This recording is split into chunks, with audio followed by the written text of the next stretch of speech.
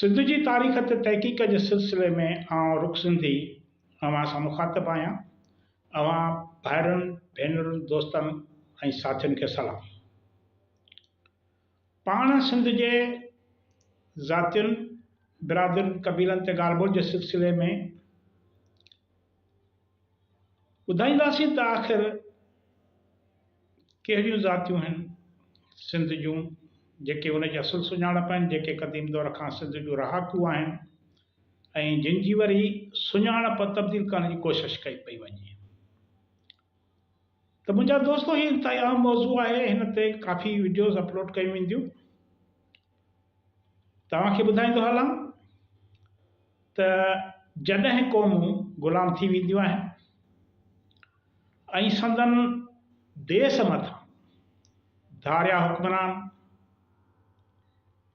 क़ाबिज़ थी वेंदा आहिनि, हुक्मरानी करणु लॻंदा आहिनि, त इन क़ौम जे फ़र्दनि में अहसास कमतरी पैदा थींदी आहे।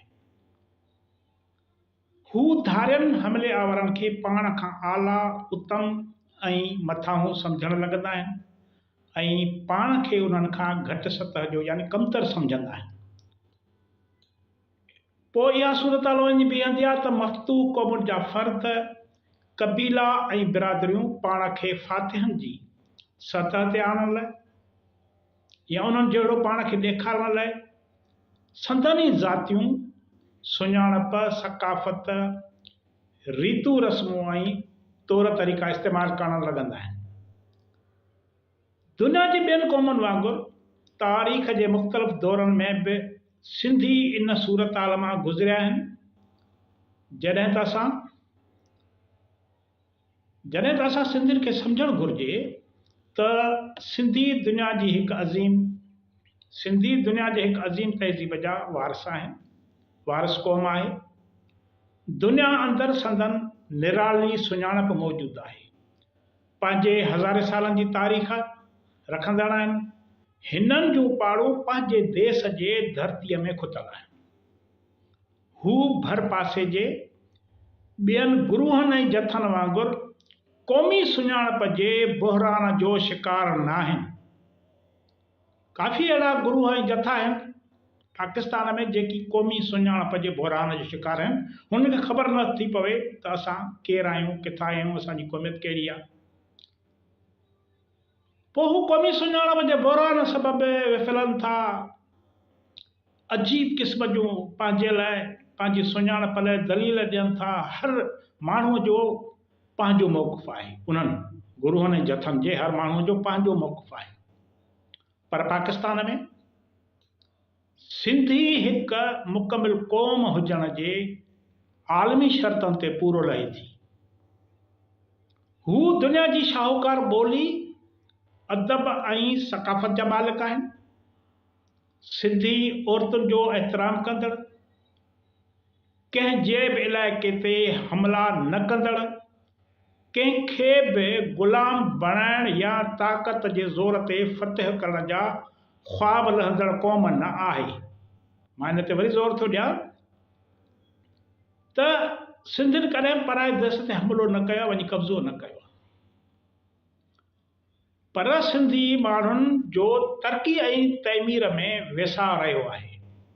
हिननि दुनिया जे ॿियनि बुखायल ऐं वहशी क़ौमनि वांगुरु भर पासे जे तहज़ीबुनि खे फ़ना न कयो आहे। सुखियनि सताबनि देशनि ते हमला करे संदन वसंदियूं ऐं वाहन तबाह न कया आहिनि, फ़सुल न साड़िया आहिनि, संदन औरतुनि ऐं ॿारनि जो क़त्लेआम न कयो आहे। इन हूंदे बि हू पाण खे दुनिया खां कमतर छो था सम्झनि? खेनि पंहिंजो पाण ते फ़ख़ुरु करणु घुरिजे, पंहिंजी सुञाणप खे फ़ख़ुर सां दुनिया आॾो पेश करणु घुरिजे। कुझु वक़्त खां सिंध में कुझु सिंधी ज़ातियुनि ऐं बिरादरियुनि तरफ़ां पंहिंजी ज़ात बदिलाइण या कंहिं ॿी ज़ात वारो सॾु रहण या वरी धारी सुञाणप इख़्तियार करण ते फ़ख़ुरु करण जो रवाजु थी वियो आहे, जंहिंसां सिंधियुनि जे क़ौमी तशख़ुस खे नुक़सानु रसी रहियो आहे। सिंध जे माण्हुनि कॾहिं कंहिं वटि वञी पनाह हासिलु न कई आहे, न वरी पंहिंजो देश छॾे लॾपलाण कई आहे। हू पंहिंजे वतन जी मिटीअ सां काल बि सलाड़ियल हुया ऐं अॼु बि जुड़ियल आहिनि। इन करे सिंधी सुञाणप इख़्तियार करणु उन्हनि क़बीलनि गुरूहनि जी मजबूरी ऐं तारीख़ी ज़रूरत आहे जिन तारीख़ जे मुख़्तलिफ़ दौरनि में हिते अची पनाह हासिल कई आहे या बुख ॾुख ॾुकर हादसनि सबबि पंहिंजा अबाणा इलाइक़ा छॾे हिते अची झुॻा जोड़िया आहिनि।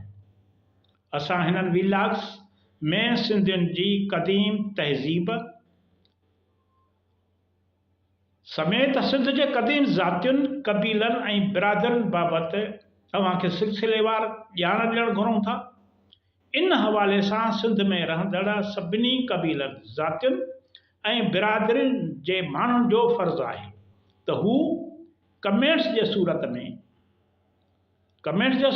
पंहिंजे पंहिंजे ज़ातियुनि बाबति सही ऐं सची ॼाण ॾियनि या जेकी ज़ातियूं रहिजी थियूं वञनि उन्हनि बाबति तफ़सील कमेंट्स में ॾियनि जीअं ईंदड़ विलास में उन्हनि खे शामिल करे सघिजे। का बि ज़ात ऐं बिरादरी कान रहंदी, सभिनी ते बहस कयो वेंदो, ॻाल्हायो वेंदो, उन्हनि जो तारफ़ पेश कयो वेंदो।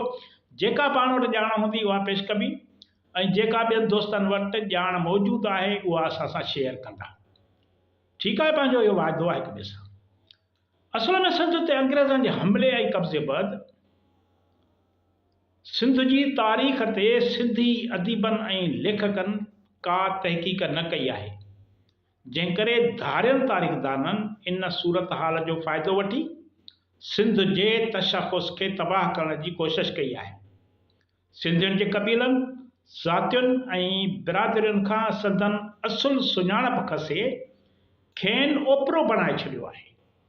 इन्हनि धारियल लेखकनि जो कमाल आहे जो अॼु सिंध जा कई निज सिंधी क़बीला ऐं ज़ातियूं पाण खे ॿियनि क़ौमुनि ऐं क़बीलनि मां सॾाइण में फ़ख़ुरु महसूसु कनि था। सिंध जे बदख़्वाह तारीख़दाननि हर सतह ते सिंध जे तारीख़ खे मुसक़ करण जी कोशिश कई आहे। सिंध जे हर बहादुर क़बीले ऐं फ़र्द खे ग़ैर सिंधी करार ॾियण जी कोशिश कई आहे। हाणे वक़्तु अची वियो आहे त असांजा क़बीला ज़ातियूं बिरादरियूं फ़ख़ुर सां ॻाट ऊचो करे इहो ॿुधाइनि त असां सिंधी आहियूं, असां हिन धरती जा असुल वारिस आहियूं, असां दुनिया जे हज़ारे सालनि जी तहज़ीब जा मालिक आहियूं।